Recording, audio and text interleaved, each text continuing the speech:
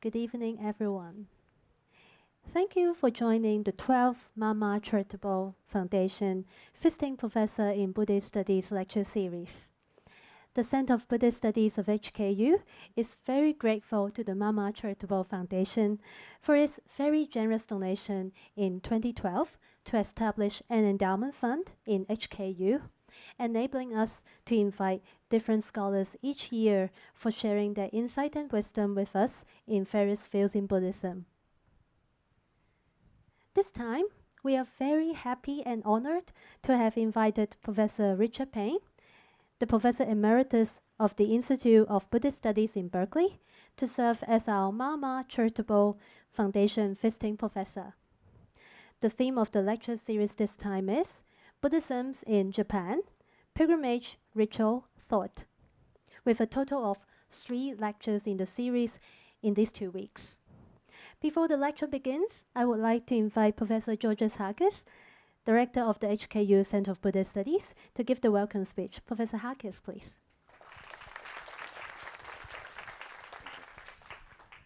Thank you very much, Carol, for this wonderful introduction. And thank you all for coming today to this wonderful gathering. And of course, we're very grateful to Mr. Long for his sponsorship of these events, which allows us to bring distinguished scholars from all around the world to talk on Buddhism. So now, Professor Richard Payne needs no introduction for those of us who are familiar with Japanese Buddhism and East Asian Tantric traditions.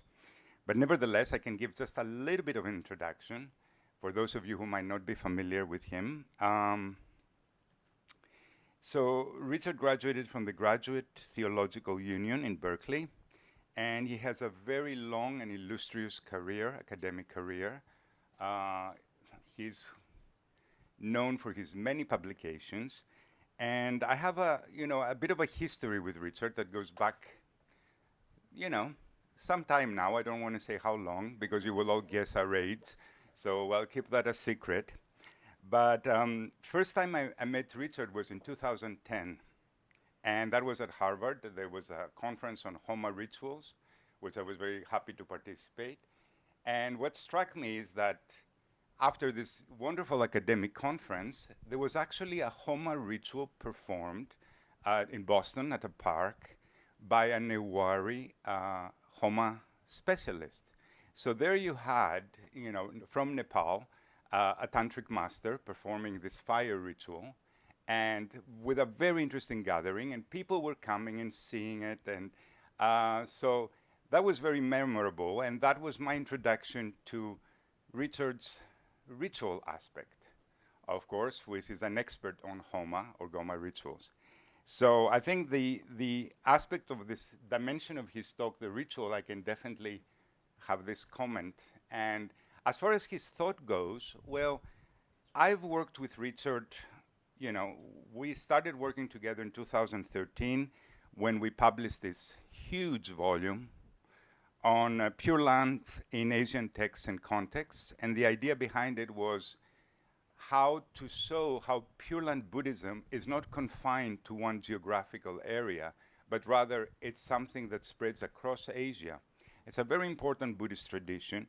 So that was the reason we compiled this anthology with original writings by different Buddhist scholars from different countries, from Japan, from China, from Tibet, from, and so on and so forth. So this is my introduction to Richard's thought.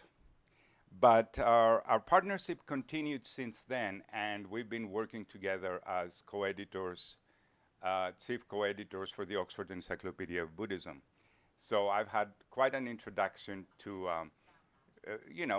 Richard's thinking. So today, it's going to be new to me to have Professor Payne take us on a pilgrimage in Japan, where I think he will be bringing a lot of his knowledge over the years of ritual and, of course, his knowledge of Buddhism. So I'd like to thank all of you. I don't want to take too much time. It's better we hear from the speaker than from me. So thank you very much all for coming, and thank you, Richard. Thank you, Professor. Please remain on stage. As a token of gratitude to Professor Payne, we have prepared a souvenir to present to you. So may I now invite Professor Payne to come over for the souvenir presentation? Up to you. Thank you very much for coming all the way from the States to Hong Kong for the lecture series this time. Thank you very much. Please remain on stage. I would like to invite a few more guests for photo taking now. May I now invite Mr. Casey Leung from the Mama Charitable Foundation, Mr. Andrew Fong, and also Professor Catherine Hardy and Dr. Chong-Li Choi from our center. Let's take a photo together.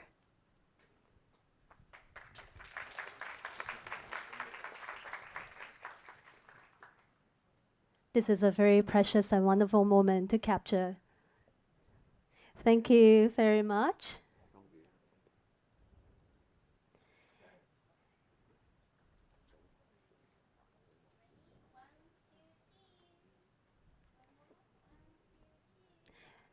Thank you very much. May our guests please be seated. So without further ado, please join me to give a big hand again to Professor Payne to begin.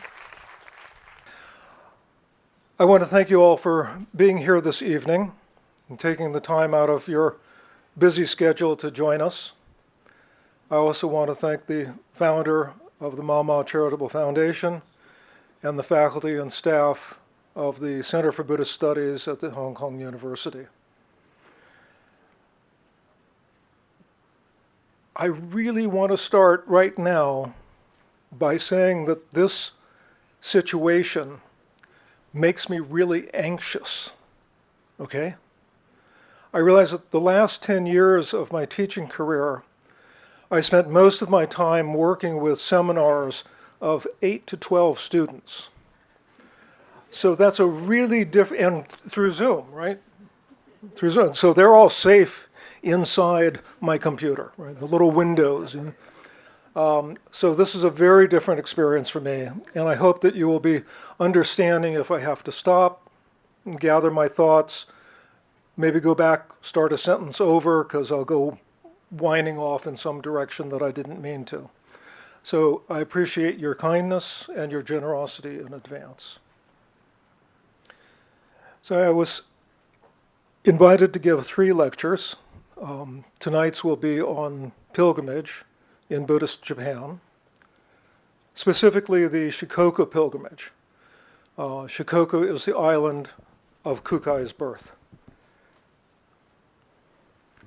In tonight's presentation, I first cover an overview of the pilgrimage route, the importance of embodied activity as the nature of pilgrimage, and then discuss some characteristics of the Shikoku pilgrimage route and of other pilgrimages, particularly that the fact that the Shikoku route is recreated elsewhere, that it's a multi-site route, that it's located on a specific landscape, that it is circular in nature, and that it is malleable.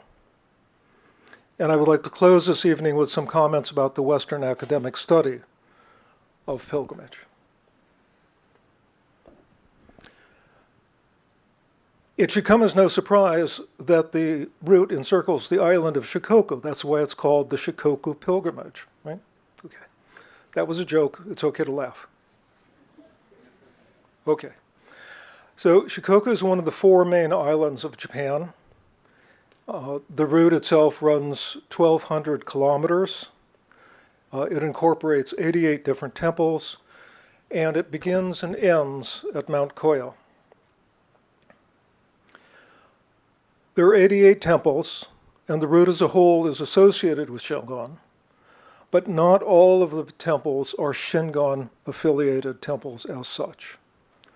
So there are Pure Land temples. There is a temple that is associated with the almost now entirely forgotten G sect of Pure Land, and Zen temples as well. This is a picture of Ippen. Ippen is the founder of the G sect. He's a famous itinerant, and he spent time on the island of Shikoku as well.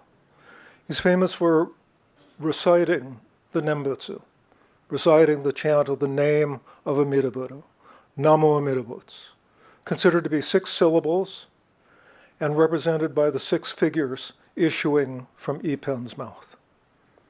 So he is one of the figures that forms the background of the history of the Shikoku pilgrimage. So the temples are located across the entire landscape of the island. They're located on mountaintops and in river valleys, in towns and in villages. And the unifying theme of the pilgrimage is that one is walking in Kukai's footsteps. Pilgrims are referred to as Shikoku Henro. And the motto that one hears universally on the pilgrimage is 2 people, 1 practice. That is that the pilgrim is accompanied by Kukai. Those who travel the route feel that they are traveling with Kukai, who continues himself to walk the pilgrimage route, aiding pilgrims and aiding those who aid pilgrims. And those who want to be sure that they encounter Kukai will sometimes walk the route backwards, because he's going clockwise. So if you go counterclockwise, at some point in your travel, you're sure to encounter him. You may not recognize him, but you will encounter him. His formal name is Kobodaishi, and he is both a historical and legendary figure. He established Shingon tradition in Japan. Shingon is a Tantric tradition deriving from China, in turn deriving from India. And he is the figure who unifies the parts of the pilgrimage route into a whole. He's associated with legends that recount him visiting various sites around the island. That he was here and did this, he was there and did that. As a youth, he did something else over here. So he's located at the various temple sites, and then the story is, the legend is, that he established the linkage around the island by walking it himself. Most importantly, perhaps, Shikoku is his home island. It's the place of his birth. Now, I find the idea of embodied activity, the very physicality of going on pilgrimage, to be a very important aspect. Right? The pilgrim is transformed only by the embodied activity of following the route, of actually undertaking the pilgrimage. Right? There's actually no way to do this pilgrimage other by going on it. I mean, that sounds silly, right, when I say it that way. But it's in the walking. It's in the visiting temple after temple after temple. It's doing those activities that constitute the lived experience of going on pilgrimage. The name Shikoku refers to 4 countries. And the route circling the island is described as 4 stages on the path to awakening. The first is forming the commitment to attain awakening, bodhicitta. The second is engaging in practice. The third is awakening in this life. And the fourth is cessation, the end of karma. The first province, and these are known in the literature sometimes by their old names, their province names, and there are modern names for them as prefectures. So this has both names on it. The first is called the dojo, the hall of practice, the place of practice, to arouse the mind. That is the place, this part of the pilgrimage is where one arouses the intention to achieve awakening, gives rise to the mind of the intent to become awakened. The beginning of the path is the thought that awakening is possible. There's no reason to set out if you don't think that there is some goal. some end, some purpose. And establishing confidence that one can attain it. Oh yeah, maybe other people. No, you. This life. Now. And also confidence that the teachings are an accurate way to understand one's life, one's relations to other people, and one's relation to the world around us. So it's confidence in the goal as an achievable one. Confidence that it's a goal that you can achieve. And confidence that the teachings are such that they will enable you, because they orient you properly into the world. The second province is the dojo, the practice hall of self-cultivation. Here one engages in the practice of austerities. Confidence in the path is necessary for practice to be effective. Having confidence in the path, one's practice is then purposeful, directed towards some end, and can be maintained by that sense of purpose. It's very easy to give up part way, isn't it? Life is full of opportunities to say, oh, well, it doesn't matter. Somebody else can do it. It's not for me. But in the training hall of self-cultivation, one faces the necessity of going forward, even in the face of the difficulties. The third province is the hall of wisdom and enlightenment, awakening the Buddha mind in this life. This means a balance of wisdom and compassion.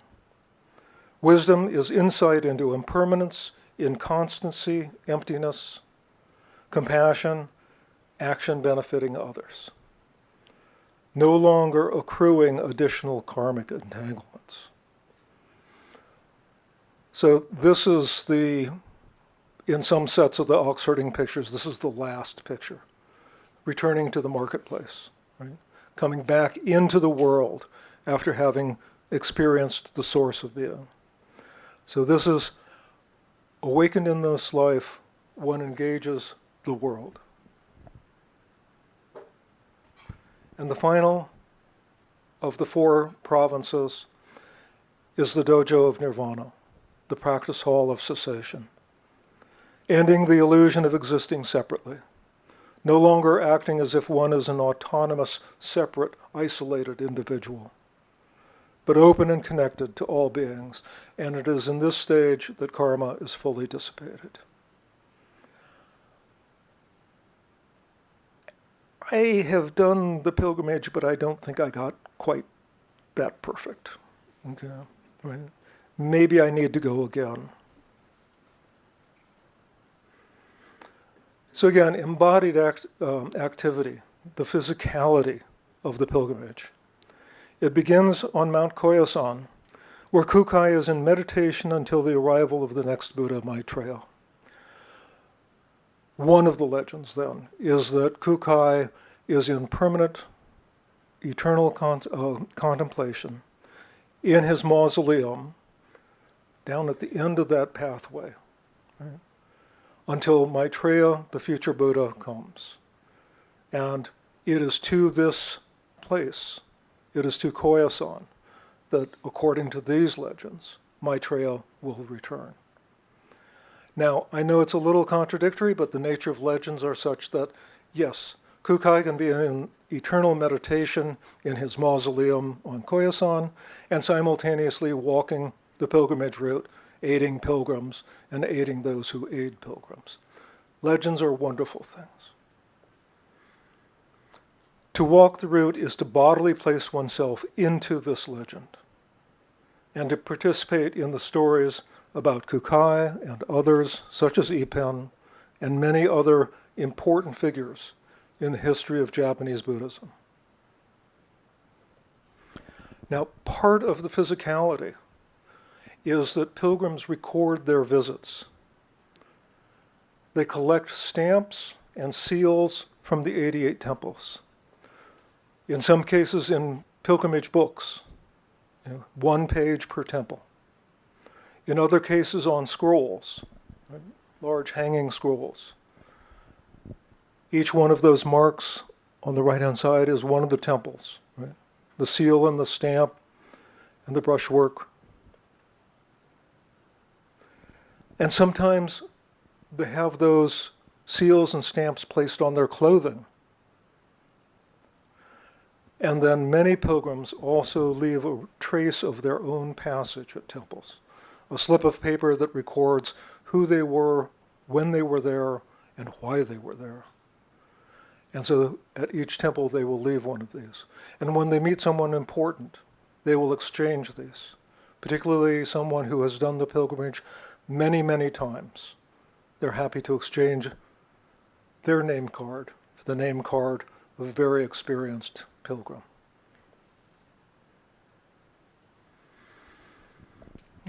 Let me shift now and talk about some of the characteristics of the Shikoku pilgrimage and other pilgrimage routes.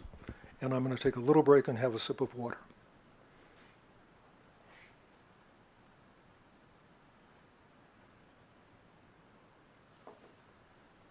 I don't want to surprise you with anything, okay? So as I mentioned before, one of the characteristics is to be recreated elsewhere, that it's a multi-site pilgrimage, that it's emplaced on a landscape, that it is circular, and that it is malleable. One of the unique characteristics of Shikoku, although other pilgrimage routes also share this, is that it has been recreated elsewhere, many, many times in fact. Here on the island of Kauai in Hawaii, a Japanese lay immigrant in 1904 laid out in miniature the Shikoku pilgrimage route on this hillside. Okay? And you can see some of the miniature shrines and the path. But the property fell into disuse. I visited here in the early 1980s, and at that time it was densely overgrown with tropical foliage, and it was even difficult to locate where it started from the road, right? Because it was so overgrown, so neglected. No one had paid any attention to it, except the one, tourist sites in Hawaii kind of magazine where I happened to see a mention of it, and I was interested, and so I tracked it down. I would not have been able to find it if I hadn't been able to talk to the local Shingon priest up the street. And at his temple, he also had a miniature pilgrimage route as well. But he gave me better directions of how to find the beginning, where to park, and where to go. But restorations beginning in 1990 led to eventually the 32 acres of the original site now being designated as the Lawai International Center. And here is another view of the miniature shrines along the route. Traditionally, these would have been sanctified by a pilgrim having gathered soil at each of the 88 Shikoku temples, and then depositing that soil at each of the miniature shrines, thereby establishing a karmic connection between the recreated and the original. And so that lay Japanese immigrant in 1904, he had done the route. He had gathered soil from each of the 88 temples. And when he constructed this on the hillside, he laid that soil in each of the shrines. Another type of recreation of a pilgrimage route is in miniature. And this miniature shows the Mahabodhi temple. The Mahabodhi Temple is located next to Bodh Gaya, which is the site of the Buddha Shakyamuni's awakening. And that was a pilgrimage route for Buddhists for about 2,000 years. Fa Shan and Xuanzang and other Chinese monks visited these places during their travels in India. But one of the interesting things that I've just learned about myself recently is that these kinds of miniatures were produced, many, many, many of them. And pilgrims would come from different places, from as far away as Java or Sumatra. They'd come to the Mahabodhi Temple, they would get a miniature after having visited and take it back with them for their own personal devotion, and so that they could share the benefit of having been on the pilgrimage with others who couldn't. As I mentioned, the route is a multi-site one. And again, this is not unique to Shikoku, but apparently from the scholarship that I've read, while common in Asia, it is almost entirely unknown in Europe. And for the Buddhist tradition, a particularly important instance of a multi-site route is the 4, or in some cases 8, pilgrimage sites linked together by the life story of the Buddha. And 4 of these in particular are specified by the Buddha in the Mahaparinibbana Sutta as being particularly auspicious places that people should visit. Lumbini, where the Buddha was born. Bodh Gaya, the site of his awakening, which is, again, the location of the Mahabodhi Temple. And Bodhi tree, get it? Sarnath, where the Buddha began teaching the Dharma, turning the 8-spoked wheel. Kushinagar, where he passed into nirvana. So those 4 are identified by the Buddha in the Mahaparinibbana Sutta as particularly auspicious places that adherents of the Buddhist tradition should visit.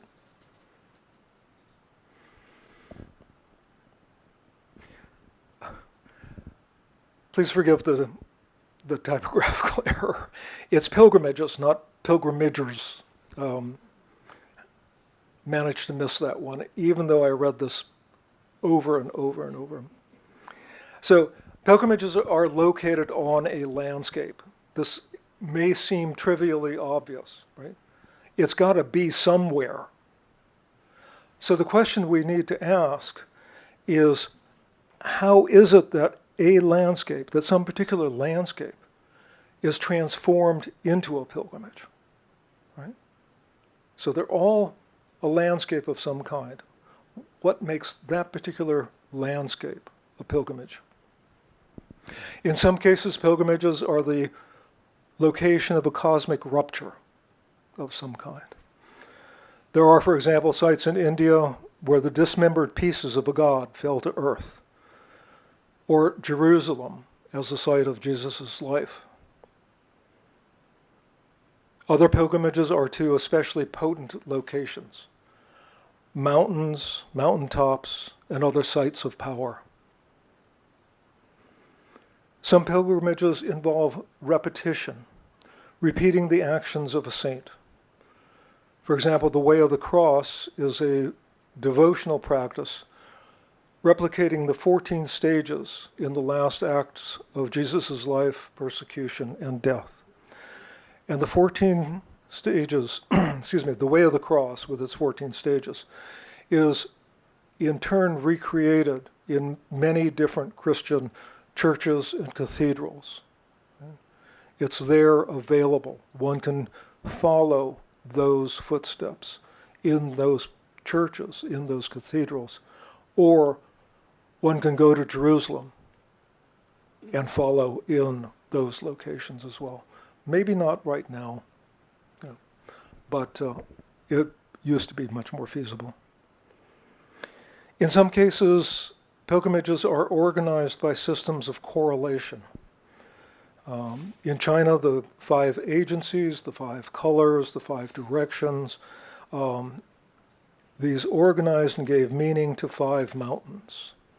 So Mount Tai in the east, Mount Hung in the north, Mount Song in the center, Mount Hua in the west, and Mount Hung in the south. And in other cases, the landscape is given some kind of cosmic significance. The place becomes a cosmic place. It is given cosmic significance. One of these is Mount Potalaika, the dwelling place of Avalokiteshvara or Guanyin. There are several places identified as the dwelling place of Guanyin. One is Podigai Malai in Tamil Nadu in southern India. And this is thought to be the first specific mountain, the first specific landscape that was called the dwelling place of Avalokiteshvara. But it's not the only one today. There's the Potala Palace in Lhasa in Tibet and Putoshan in China. All of these are landscapes that are made cosmic by being identified as the dwelling place of Avalokiteshvara, the dwelling place of Guanyin.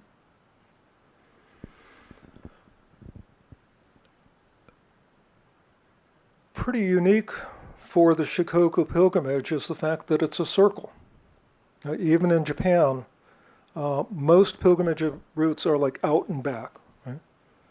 But Shikoku, it's around the island, right? It follows the coast, goes up and down river valleys, up on top of mountains, but follows around the coast. So that circular pattern involves leaving from Mount Koya, circling the island and returning to Mount Koya.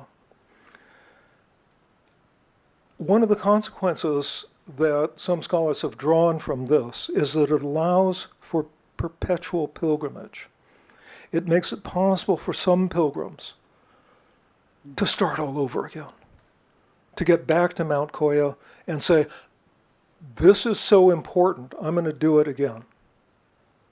And in fact, some pilgrims take up the pilgrimage as a permanent life for themselves and are self-identified as pilgrims until they die. Right? That they just live a life of pilgrimage. So the circular route is thought by some scholars to be what enables this particular kind of pilgrimage, where one just starts over and continues circling the island over and over and over. Now, the religious identity of pilgrimage sites is malleable. Right? It's changeable. Religious affiliations are not fixed. Religious meanings are not fixed. And in some cases, religions share sites, or displace one another, or contest claims to the site.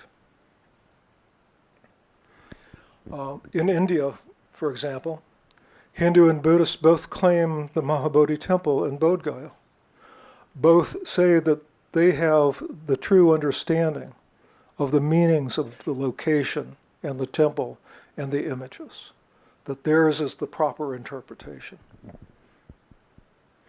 And this becomes aggravated then with things like ownership and tourism dollars and so on and so forth. In China, Taoists and Buddhists both established themselves on Zhongnanshan.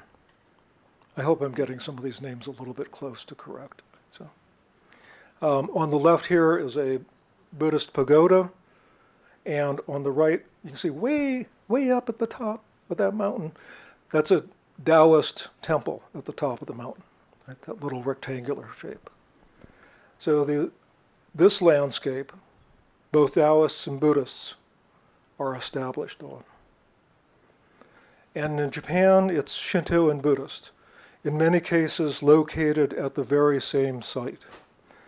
Here we see a Shinto-style torii gate at Yashimaji, temple number 84 on the Shikoku pilgrimage route. I think this is a particularly lovely photograph, with the gates just stretching off into the distance. And I would like to close this evening with some comments about the Western academic study of pilgrimage. And what I would like to emphasize is that all categories, particularly dualistic ones, are implicit value judgments. One of the dualistic categories that a lot of attention has been paid to in recent Western scholarship on pilgrimage is a distinction between tourism and pilgrimage. So there's often in Western academic study of religion a dualistic framework and an implicit value judgment. One terminology for this is this worldly and otherworldly. And in some Buddhist contexts, it's kamic Buddhism versus Nibbanic Buddhism. That is, Buddhism that's concerned about karma versus Buddhism that's concerned about attaining nirvana. And usually in application, these categories, the first is considered to be inferior to the second. Many cases, this is kind of implicit. Right? It's not an explicit claim by the people using these categories, but it's certainly present in the way that they're employed, at least when I read it. But I would note that pilgrims' motivations are often practical, right? But are undertaken in the frame of a personal transformation guided by Kukai's legend. And basic to Tantric understanding of human existence is a non-dual worldview. That is a wholeness of the person and the world. And the pilgrim is immersed in a sacred venture, no matter what their motivation. The impact of the practice cannot be predicted, nor should it be judged by others. So this is my opinion. I don't think that we should interpret a pilgrim's motivations dualistically. For what could be a more practical, this worldly concern than sickness, old age, and death, which is at the very core of the motivation for practice in Buddhism. Another dualistic interpretation sometimes encountered in the Western scholarship is between pilgrimage and mysticism.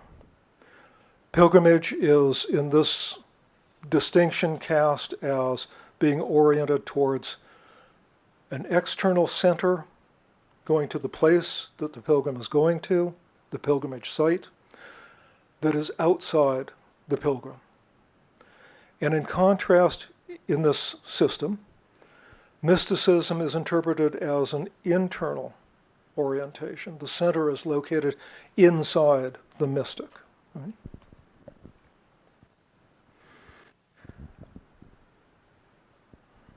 But in their own individual ways, the mystic and the pilgrim, the tourist riding the bus, and the walker slowly climbing narrow mountain paths, are practicing to become carp who jumps the dragon gate. I hope you all get the illusion, right? That a carp swims upstream, and those who are able to leap the dragon gate become dragons, become awakened. Pilgrimage is an opportunity for internal transformation, and mysticism only comes to fruition through actions in the world. And so at the end, the pilgrim returns to Koyasan. Having come full circle, having walked the path laid out by Kukai, the pilgrimage is complete. And the pilgrim now returns home a changed person, transformed by the embodied experience of following in the footsteps of Kukai. Thank you very much.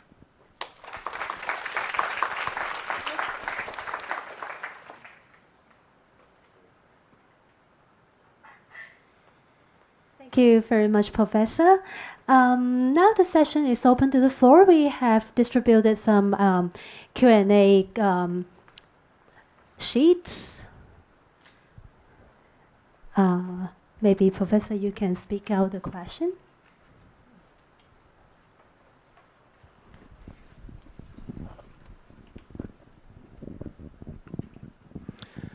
So the first question is, how were the 88 shrines selected? My understanding is that this is a relatively late systematization, probably in the Meiji era, when travel became more possible for more people. And so a more systematic organization of temples on the route began to develop. And so they had been there were legends, people had visited, there were pilgrims who had gone to the different sites, but as a systematic set, that developed, as I say, I believe in the Meiji period, when it became more possible for ordinary people, for more ordinary people to undertake the pilgrimage route. The second question is, were there any changes in the list of the 88 throughout history? I don't have a definitive answer for that, but I do know that one of the numbered temples, there is a continuing contest between two temples as to which of those two temples is that number, right? They both claim to be, I forget, I'm making this up, they both claim to be number 47, right? And it's unlikely that they will ever reach an amicable agreement about that. So there are, however, also a number of ancillary temples along the route, a number of other special places that one can visit. So it is not just 88 temples, but there are, it's much more complex taken in totality.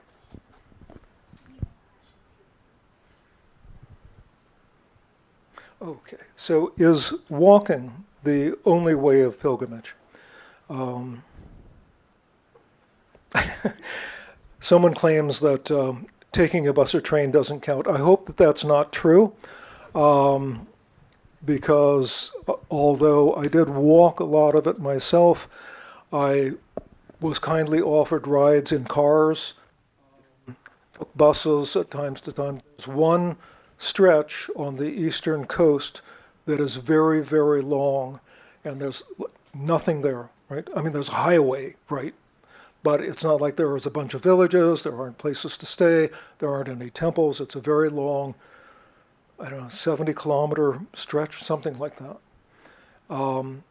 And I got on the train and I went from here to there, and because there wasn't any, it would have been really, really hard to walk the whole thing. There are people who do walk the entirety. And kind of officially, when a priest finishes his training on Mount Koyasan, right, when he receives ordination as an ajari, he should undertake walking the pilgrimage route. Right? But indeed, there are organized tour groups that go by bus. There are people who will go for the weekend on a bus trip together, and they'll go and hit a few of the shrines, a few of the temples, and then, 6 months later they'll come and do another piece of it, and so on and so forth.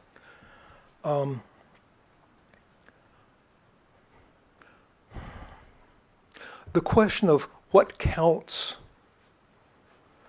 is a very, very subjective matter. Right? That's what I was trying to point to when I said that I don't think we should judge other pilgrims' motivations or other pilgrims' experiences. or what kind of possible transformation they had. Now, this is an unrelated example. But for many years, I taught Introduction to Logic. Right? This was the class that nobody else in the philosophy department wanted to teach, and so they let me into the department so that they would have somebody, because I was happy just to teach. Oh yeah, I can do that. I can teach Introduction to Logic, right? I think it must have been a good 20 years later that I ran into, she recognized me in the grocery store, right? And she said, I was a student of yours 20 years ago, and I took your course on Introduction to Logic, and it absolutely changed my life, right? So here was a person who took the same class hundreds of other students had taken. Hundreds of other students did quite well. But for her, the experience was transformative. There was something that enabled her, there was something that she felt empowered by being able to employ these tools. So maybe it isn't immediate. Maybe somebody goes, oh yeah, this would be a nice thing to do with my buddies, with my friends, with my family. We'll go on the road. That'll be fun. And it may be 20 years later that something that they experienced there then comes to fruition. So the question of what counts is entirely a subjective matter.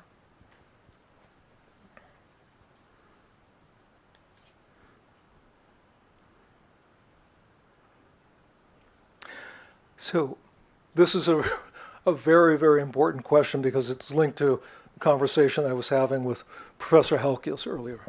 Question is there anything distinctively tantric about the pilgrimage reflecting the fact that Kukai was a tantric master? I would say that in isolation, nothing is tantric. There is nothing essential that identifies a temple, a text, a ritual as tantric.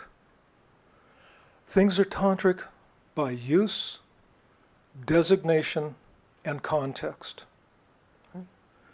If things are used in a tantric manner, right? We'll talk about the fire ritual at the next lecture.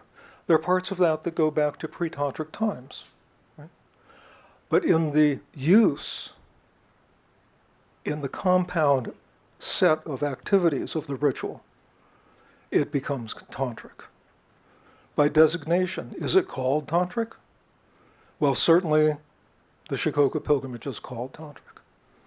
And by context, what is the setting within which it occurs? So beginning and ending at Koyasan involves a context.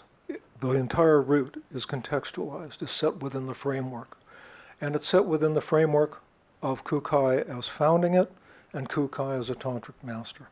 And the practices, in many cases, that he engaged in the different locations on the island, are considered tantric practices. Recitation of dharani, visualization practices, austerities, all of these contribute to a collection of characteristics that make the whole tantric.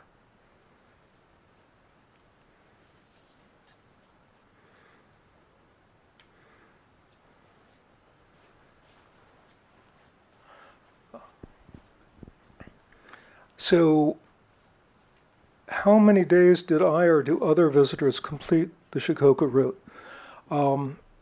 Because I did take public transportation and accept rides, I was able to complete it in about 45 days. If one were to walk it in its entirety, I think it could probably take 3 months. Right? one of the amazing things that I saw when I was on the route was a couple who had rented a helicopter and who were flying from temple to temple. Or probably, if some were clustered together, they'd probably go to all those. And then, so I'm sure that they managed to finish it in, I don't know, a couple of days. But the variation, and like I mentioned before, some people will do a piece of it and then come back next year and do another piece. So completing the route might in fact take years. How many people do the pilgrimage every year? I don't have a number that I can pull out of my head, but I suspect now that it's in the thousands, that there is a pilgrimage season, which was not the middle of summer when I went, which was really hot and difficult, and very few pilgrims around at that point of time. But earlier in the spring and later in the fall, the island is very, very comfortable, very temperate climate, and I understand that there are many, many more people.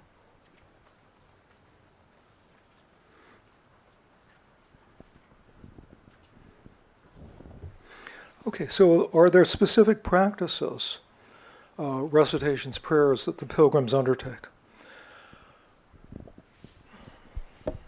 When you visit a Japanese temple, there is a very specific kind of protocol that one goes through.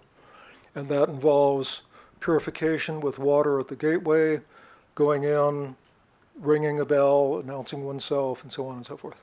With the Shikoku temples, there are 2 shrines in each one of them. One is for whoever the chief deity for that shrine is. Right? And the pilgrims have ways of knowing, either they're, the group guide will tell them, or they have a handbook. I had a little book that I had with me that said what the mantra is for the chief deity of that particular temple. And then adjoining is a temple to Kukai. Usually a smaller shrine, there's a large main shrine, and then an adjoining shrine where Kukai is present, and there the mantra for Kukai is recited. Other pilgrims will undertake reciting the Heart Sutra, right? But that's kind of optional, it's on their own. Some people, there's some ambiguity about this. Apparently, it's kind of considered a little extreme not to have beer at dinner in the Minshuku where you're staying, right? That's like really extreme, right? For these pilgrimage groups that go. But if you have a beer with lunch, that's not right, right? So having a beer with lunch would be breaking the austerity practice of, not having it. So I think that there is, other than the pair of recitations at the 2 shrines, there's a huge amount of variation that individual people will participate in as they go around the route.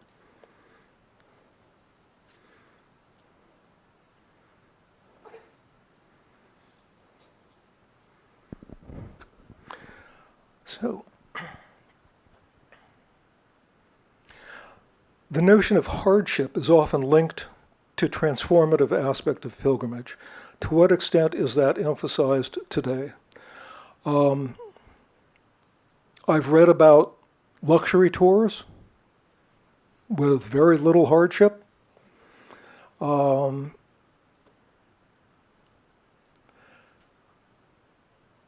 there's a great deal of what I understand the great deal of social credit to be attained by doing something hard in the case of the pilgrimage route. Right? So it's not that the organizers of the route, the temples, or anybody cares how you do it. The question is, what kind of experience do you want to have? You can do it in a luxury tour, or you can walk in the middle of summer and experience what it's like to be on Shikoku Island in August.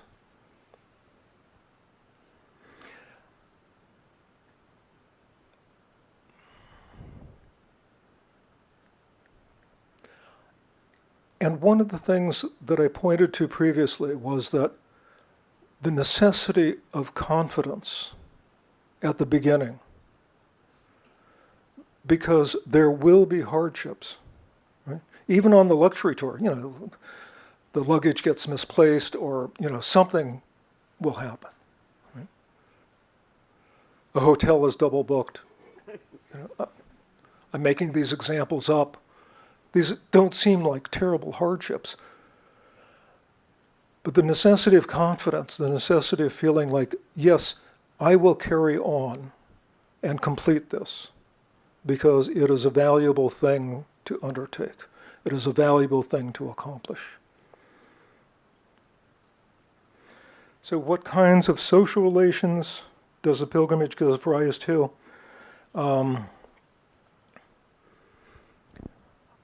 There is, I will speak from my own experience, there's a great deal of ambivalence in some places along the route. There were people who basically ignored me, and there were other people who, there was one nice gentleman who stopped his car, invited me in. We drove quite a distance to the next set of temples. It's very helpful.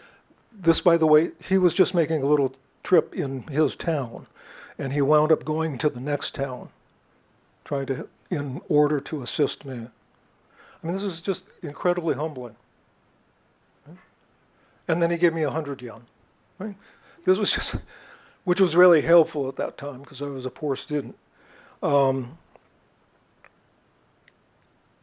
So there are those kinds of very spontaneous and heartfelt connections that can be made with individuals on the route.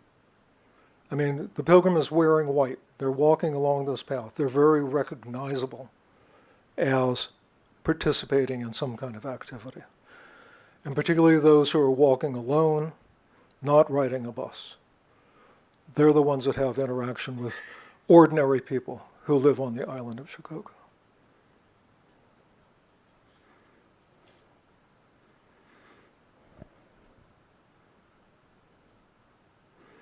What does the pilgrim do apart from walk? On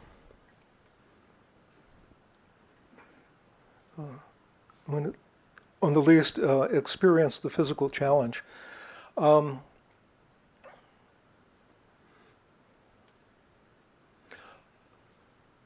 So the normal day, again, I can only speak from my own experience. The normal day was to get up at an inn, have breakfast, and set out.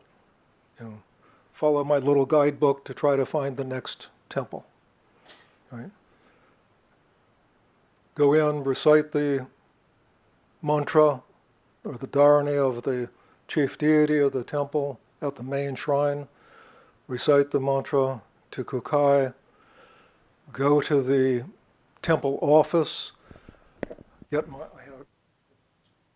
I'll get my scroll stamped and signed, and then set off for the next one, right? And for the one after that.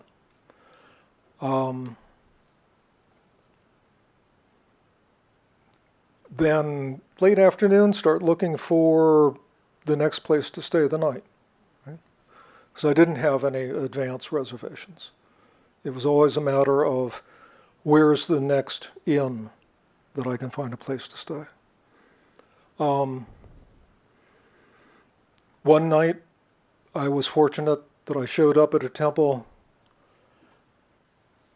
And the reason that this was fortunate is that this is one of those temples on top of a mountain, about 30 kilometers from the next town. Right? And they were willing to let me stay there because they had a tour group come. They had a whole busload of, actually it may have been 2 busloads of people come to the temple and stay that evening. So they fit me in a little side room and I was able to stay there. And these were wonderful people. They gave me a ride on their bus back down to the bottom of the temple the next morning.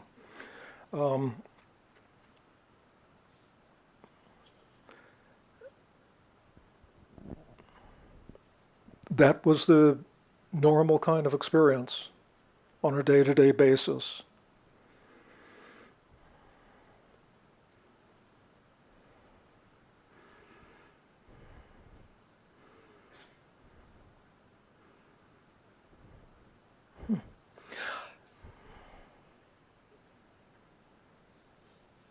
So, if a person cannot go on the pilgrimage, the questioner asks, would it be possible to do it in the metaverse?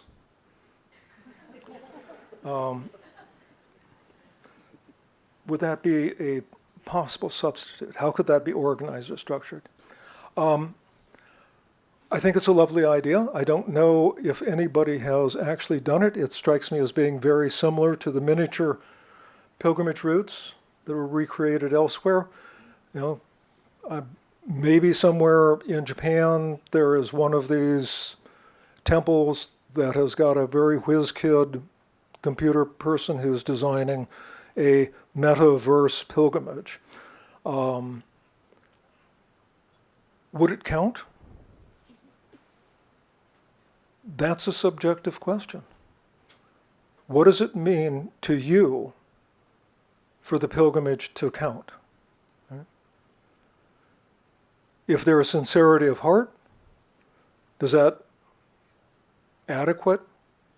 Does that mean you don't have to walk in the sun from one temple to another, between one village and another? It's a personal judgment. And as I said before, I don't think that let me just make this really, I don't think that I have the right to judge the motivation of a pilgrim or to judge their experience. Right? I enjoyed the route. It was hard. It felt like a real accomplishment when I was done. For anybody that could go, I would recommend it.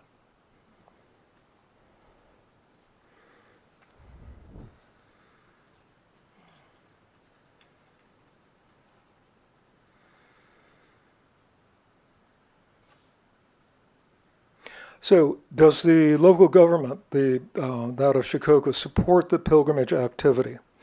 So the island actually has 4 governments.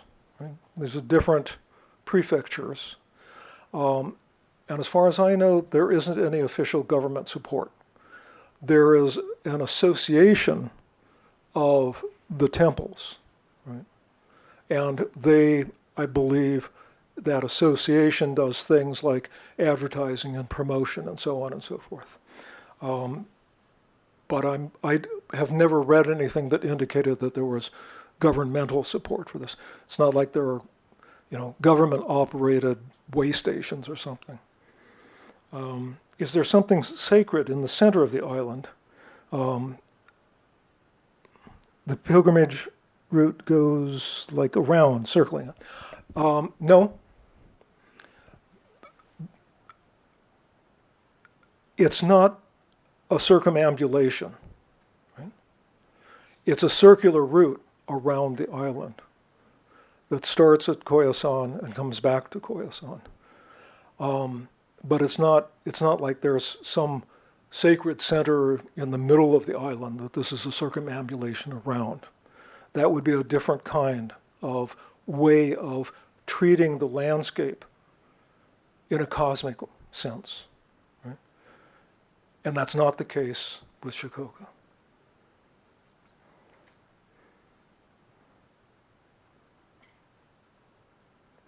So is the route of Okunoin a miniature of the Shikoku pilgrimage route? Not that I'm aware of. So the question has to do with the this place, Okunoin, which is a very, very large cemetery. And there is, there's a walk, I think it's about 1.5 miles. I don't recall now. Maybe it's 1.2 kilometers, I'm sorry. But it's a lovely walk. There's stone flags line the path. There are ancient monuments for historical figures from Japanese traditions, from Japanese families that line the route. Really big cryptomeria trees. When I first went to Koyasan, I had this strange dissonance because cryptomeria trees, really big ones, look just like California redwoods. But then those weren't ferns under them. That was bamboo. So this is just kind of like I'm trying to figure this whole thing out because visually I'm back in California, but the ferns, the bamboo, that's not working. It's a beautiful route. It's worth walking in itself. And to the best of my knowledge, it does not replicate the Shikoku pilgrimage. Up there, behind that building, is the mausoleum where Kukai is in eternal meditation. That is the center of the route. One goes out from there and comes back. Oh boy, more.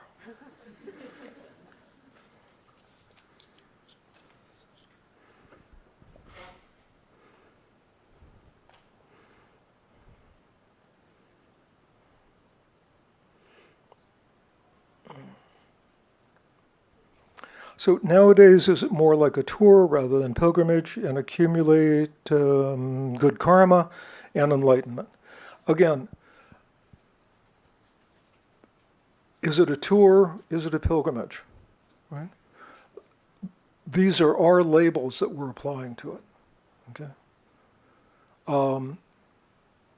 Does it accumulate good karma? And can you reach enlightenment? All I can say is I hope so. Maybe it gave me a little boost. Certainly people undertake it for a variety of reasons. Some pilgrims will be carrying their parents' ashes in their backpack so as to take their parents on the full route so that their parents can be reborn in a good birth. Other people have gone in order to help heal their own illnesses. Right?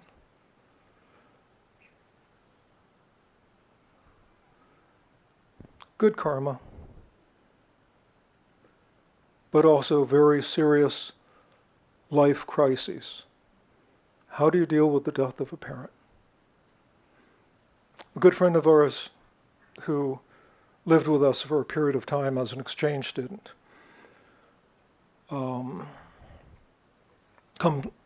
from a temple family. And a few years ago, his father passed away. And so he now inherited the temple. And earlier this summer, he came to California. And it turned out that what he was doing was he was carrying his father's ashes with him to visit the places that he had gone to when our friend lived in California. He took his father's ashes to Disneyland, right? Took him to Fisherman's Wharf in San Francisco, took him to San Jose State University, right? And then went north from there to other sites.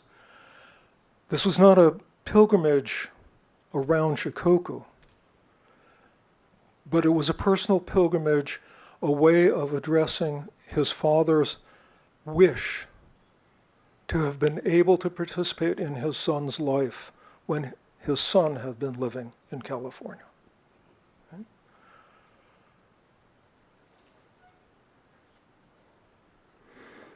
What about the Kaihogyo? How to compare it? This is Senichi. This is the Tendai Kaihogyo. This is a practice. The Kaihogyo is a practice of circling Mount Hiei outside of Kyoto, and this is a very, very strenuous practice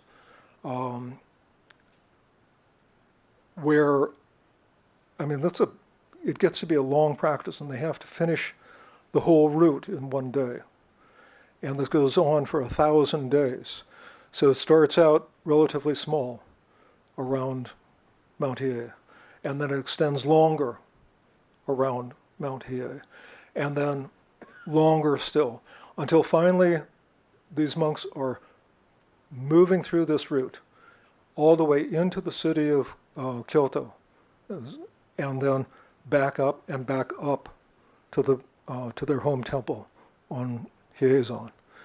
Very, very arduous practice. I had the good fortune of seeing a couple of them come through our neighborhood in Kyoto. And they have fixed routes that are announced in advance and so on. Some people talk about the Kaihogyo as a kind of pilgrimage, and I'm kind of ambivalent about whether that's the case, because it's a very specific practice by monks who undertake it for their own accomplishment in relationship to the Tendai system.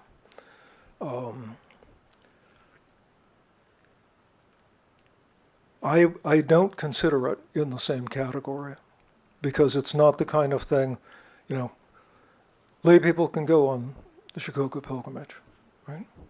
They can visit all 88 temples. They can go and come back and go again. The Kaihogyo is a very different kind of practice, extremely austere, extremely strenuous. But I would consider it in a different kind of category. Do the pilgrims need to observe any rituals or ceremony when doing the pilgrimage? The most basic one is that practice of reciting mantra at each of the temples that they visit. As I say, I think that individuals may add on to that. They may choose to do something else. They may choose to add their own kinds of practices into the mix. But the most fundamental thing is going from temple to temple, reciting the mantra of the chief deity, reciting the mantra of Kukai, and then going to the next temple.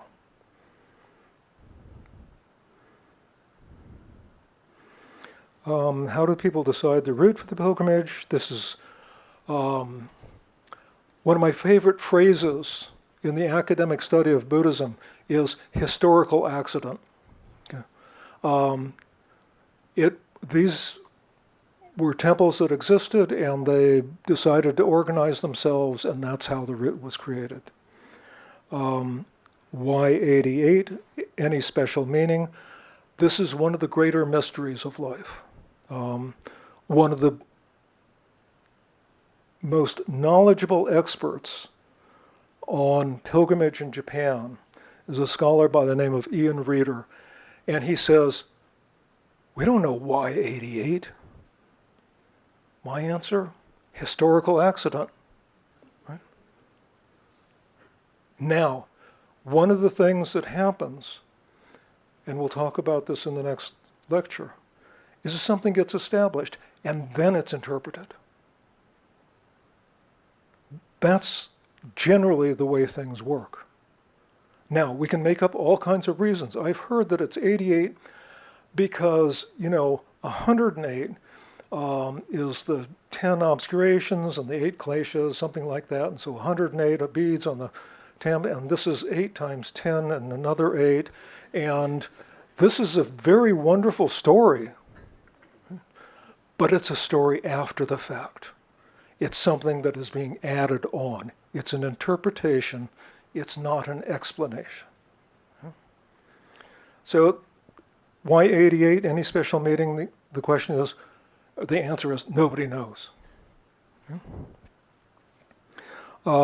Is pilgrimage also common in other Japanese religions?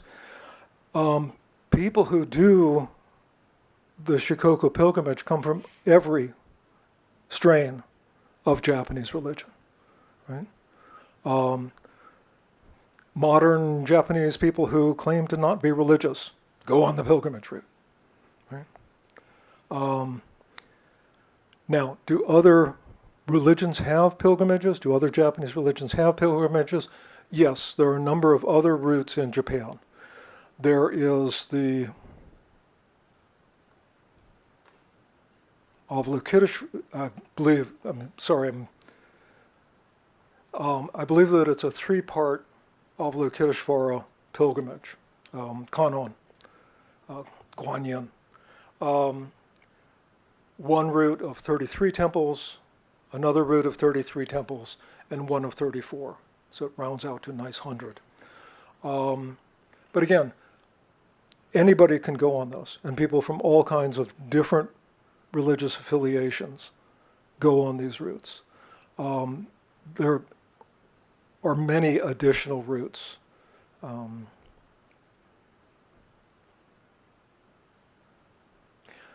And one of the things that I think is still true of Japan, still true, is that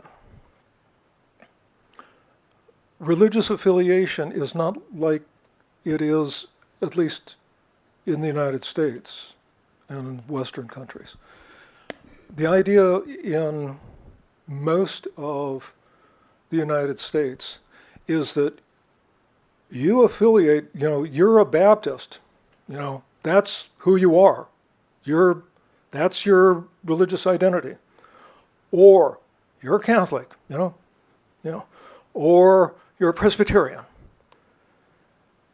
And it's generally considered like a little weird for a Presbyterian to go to Catholic Mass, except maybe on Christmas, because they do Christmas really well. And the Baptists have really got good music. Right? But religious identity in the United States tends to be very fixed and very narrow. Right? And there, in my experience, there's nothing like that in Japan. Japanese people will go here, they'll go there, they'll go to a Zen retreat for a period of time because they've heard that will help them in their business. They go on the Shikoku pilgrimage route, they'll consult an oracle on the street, they get advice from a psychotherapist. They're all over the place, right? They're not constrained by religious identities in the same way that at least most Americans think that they're constrained by their religious identity.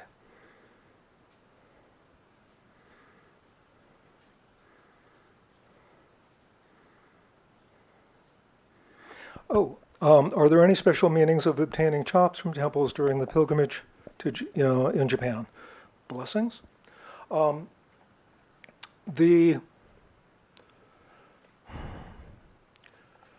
Having completed the route is supposed to be good for getting a better birth in the next life. Okay, so some people will, I showed you the picture of the jacket that had the stamps on it. Some people will be buried with that. Or their notebook with the stamps will be buried with them. Or the scroll will be buried with them. In order to assure a better birth, maybe in the Pure Land. Right? That would be really good. Okay?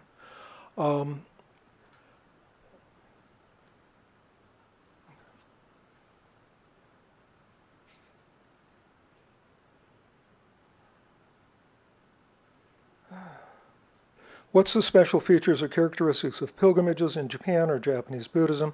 How pilgrimage in Japan is different from pilgrimage in Tibet or China or other places?